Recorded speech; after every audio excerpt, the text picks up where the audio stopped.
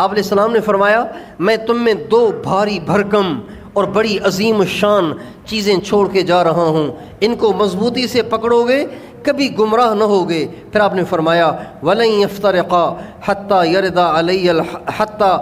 عَلَى الْحَوْض، یہ دونوں چیزیں ایک دوسرے سے جدا نہ ہوں گی یہاں تک کہ دونوں حوض کوثر پہ حاضر ہو جائیں۔ ان میں سے ایک اللہ کی کتاب جس میں ہدایت ہے اور نور ہے، اور دوسری چیز میرے اہل بیت، دوسری چیز جس سے تم نے چمٹنا ہے، جس سے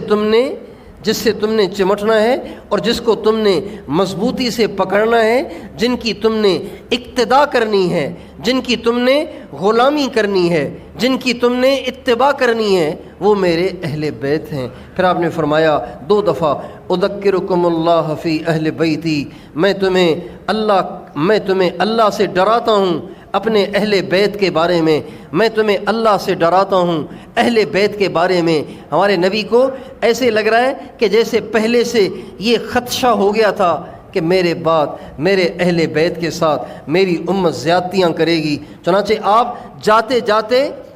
یوم عرفہ میں بھی اور غدیر خم کے موقع پر بھی آپ یہ بات 2 دفعہ دہرا رہے ہیں،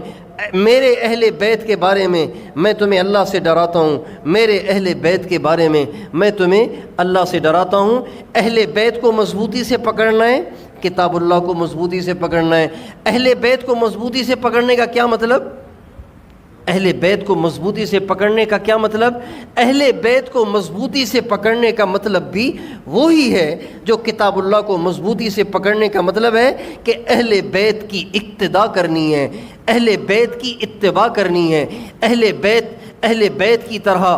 حق کے راستے پر ثابت قدم رہنا ہے، کسی بڑے سے بڑے لالچ میں آ کے، کسی بڑے سے بڑے خطرے سے ڈر کر حق راستے کو نہیں چھوڑنا۔ یہ مطلب ہے اہل بیت کو مضبوطی سے پکڑنے کا۔